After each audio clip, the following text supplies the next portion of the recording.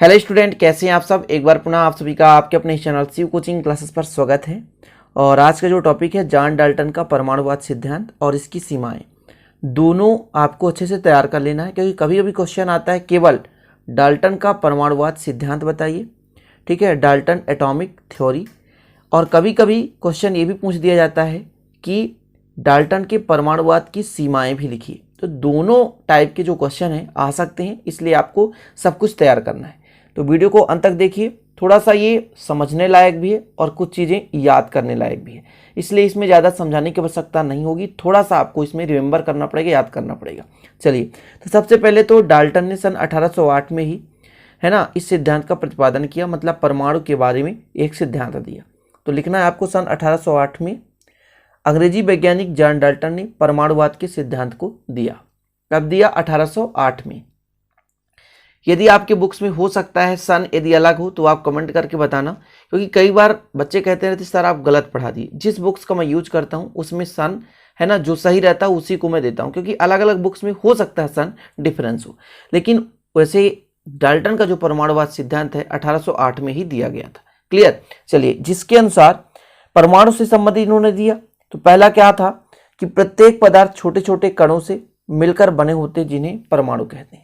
मतलब पदार्थ का सबसे सूक्ष्मतम कण, पदार्थ का सबसे सूक्ष्मतम कण जिसमें सब कुछ यानी समस्त गुण उपस्थित होते हैं, उसे हम क्या कहते हैं? परमाणु कहते हैं। ठीक है, इसलिए कहा जाता है कि परमाणु के जनक किसे कहा जाता है? तो जॉन डाल्टन।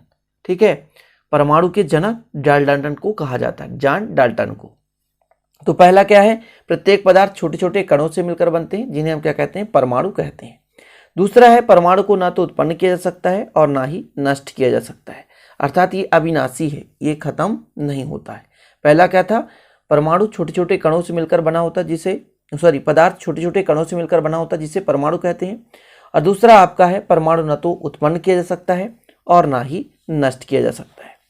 तीसरा, परमाणु अविभाज्य है, इसे रासायनिक विधि द्वारा पृथक नहीं किया जा सकता, मतलब ये सबसे सूक्ष्मतम कण है, इसलिए विभाजित नहीं होता, इसलिए इसे कहा जाता है कि अविभाज्य है। तो कौन कौन से हो गए? 3। प्रत्येक पदार्थ छोटे छोटे कणों से मिलकर बने होते हैं, जिसे परमाणु कहते हैं। परमाणु ना तो उत्पन्न होता है ना तो नष्ट किया जा सकता है। तीसरा, परमाणु अविभाज्य है, इसे रासायनिक विधि द्वारा पृथक नहीं किया जा सकता, क्योंकि सूक्ष्मतम कण है, इसलिए ये अविभाज्य है।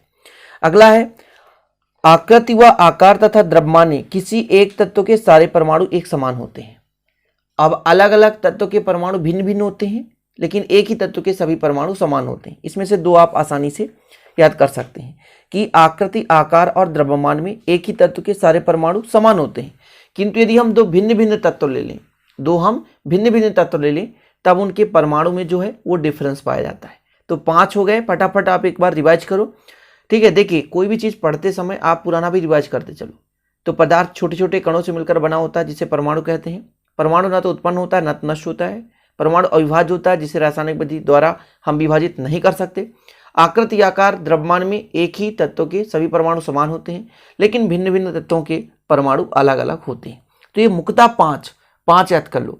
अब और कई सारे हैं, जैसे परमाणु आपस में एक सरल अनुपात में संयोग करते हैं, जैसे 1:1, 1:2, 1:3 या 2:3।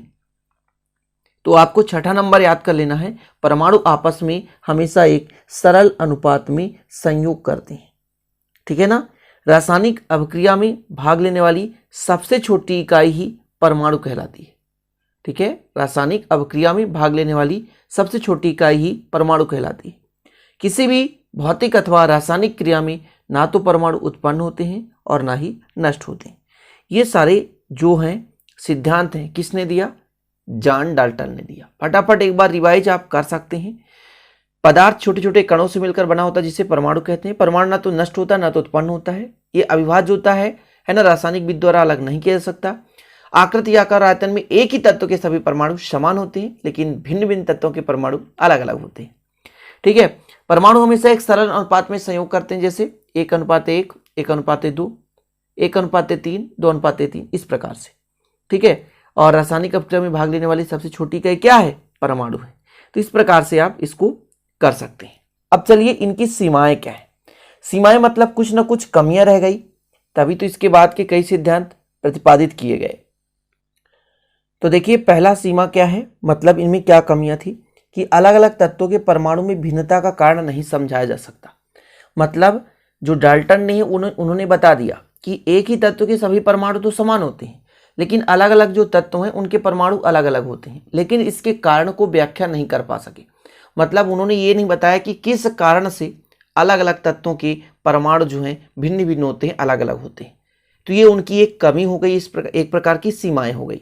दूसरा है अलग अलग तत्वों के परमाणु का आपस में संयोग कर यौगिक का अणु बनना परमाणुवाद से स्पष्ट नहीं होता। मतलब डाल्टन ने यह नहीं बता सका कि दो भिन्न भिन्न हम क्या ले रहे हैं, परमाणु ले रहे हैं और भिन्न भिन्न परमाणु के बाद अणु बना रहे हैं।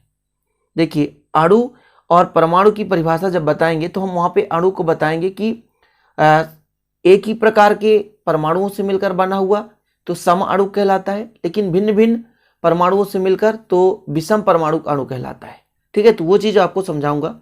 तो डाल्टन ने यहां पर यह नहीं बताया कि जैसे दो भिन्न भिन्न परमाणु हैं और आपस में क्रिया करके अणु बनाते हैं, लेकिन किस कारण से भिन्न भिन्न परमाणु असमानता होने के कारण भी वो संयोग कर लेते, ये चीज उन्होंने व्याख्या नहीं कर सके। अगला, किसी अणु में परमाणु को बांध कर रखने वाले बलों की प्रकृति के बारे में नहीं बताया जा सका।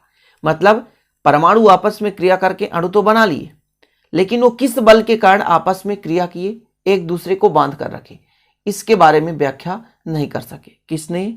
जॉन डाल्टन ने। तो ये उनकी एक प्रकार से कमी हो गई। गेलुसाक के नियम का स्पष्टीकरण नहीं दिया जा सका। मतलब गेलुसाक ने क्या बताया था कि दो गैसें आपस में क्रिया करती हैं और उनमें एक सरल अनुपात में है, यदि उससे बनने वाला उत्पाद भी एक गैस है तब भी वो भी एक सरल अनुपात में होगा। तो इस चीज का व्याख्या डाल्टन के आधार पर नहीं किया जा सकता। तो ये उनकी क्या हो गई, कमी या सीमाएं। अगला है, यह सिद्धांत अणु तथा परमाणु के बीच अंतर स्पष्ट नहीं कर सका। अणु परमाणु दोनों में काफी डिफरेंस है। परमाणु पदार्थ का सूक्ष्मतम अणु है, कण होता है, जबकि अणु क्या होता है, परमाणु से मिलकर बना हुआ एक प्रकार का पदार्थ है ना। परमाणु को विभाजित नहीं कर सकते, जबकि अणु को हम विभाजित कर सकते हैं। तो इस प्रकार से जो डिफरेंस है वो जॉन डाल्टन ने नहीं बता पाए। ठीक है, इसलिए इनकी क्या हो गई, एक प्रकार की कमियां हो गई। तो एक बार और सीमाएं एक बार रिवीजन कर लीजिए। सीमाएं का मतलब ये होता है कि डाल्टन की कमियां। ठीक है, तो पहला क्या था कि डाल्टन द्वारा अलग अलग तत्वों के परमाणुओं में भिन्नता का कारण व्याख्या ना कर पाना। मतलब डाल्टन ने अलग अलग तत्वों में जो भिन्नताएं होती है परमाणुओं में अलग अलग तत्वों के परमाणु में जो भिन्नता होती है उसके कारण को स्पष्ट व्याख्या ना कर पाना ही उनकी एक कमी थी। दूसरा था, अलग अलग तत्वों के परमाणुओं का आपस में संयोग कर यौगिक का अणु बनना परमाणुवाद से स्पष्ट नहीं होता। मतलब परमाणुवाद में ये नहीं बताया गया कि अलग अलग तत्वों के परमाणु में हैं, आपस में संयोग करते हैं और अणु बनाते हैं। तीसरा था, अणु आपस में क्या करते हैं, किसी न किसी बल के कारण परमाणुओं को जोड़कर रखते हैं। अणुओं में जो होता है परमाणु आपस में जुड़े रहते हैं, तो कुछ ना कुछ उसमें बल लग रहा होगा, उसी बल के कारण एक दूसरे को बांध कर रखता है। ठीक है, तो उस बल की व्याख्या जॉन डाल्टन ने नहीं कर सके। ठीक है, चौथा था आपका, गेलुसाक के नियम का स्पष्टीकरण नहीं दिया जा सका। मतलब गेलुसाक के नियम का जो नियम है वो इनके सिद्धांत पर आधारित नहीं है, अर्थात व्याख्या नहीं कर पा सके। गेलुसाक का नियम क्या है, यदि दो गैसें आपस में क्रिया करती हैं और यदि वो आपस में एक सरल अनुपात में क्रिया करती हैं और बनने वाला पदार्थ भी यदि वो गैस है तो वो भी एक सरल अनुपात में होता है, ये चीज है। और लास्ट था, यह सिद्धांत अणु परमाणु के बीच अंतर स्पष्ट व्याख्या नहीं कर सका। किसका सिद्धांत? जॉन डाल्टन का सिद्धांत। तो इस प्रकार से स्टूडेंट आज आपने सीख लिया डाल्टन का परमाणुवाद सिद्धांत और इनकी सीमाएं। देखिए महत्वपूर्ण है इसलिए करा रहा हूं, थोड़ा सा मैं मानता हूं कि ये कोई थ्योरी मतलब एक प्रकार का गणितीय व्याख्या नहीं है, ना तो ज्यादा समझाने लायक है। थोड़ा सा एक बार यदि आप इसे पढ़ लेंगे तो आसानी से याद हो जाएगा। ठीक है, तो चलते हैं, आशा करता हूं अच्छा लगा तो लाइक जरूर करेंगे, दोस्तों के साथ शेयर कर देंगे, नए तो चैनल को सब्सक्राइब भी कर लेंगे, बेल आइकन भी प्रेस कर लीजिएगा। मिलते हैं अगले वीडियो में, तब तक के लिए जय हिंद, वंदे मातरम।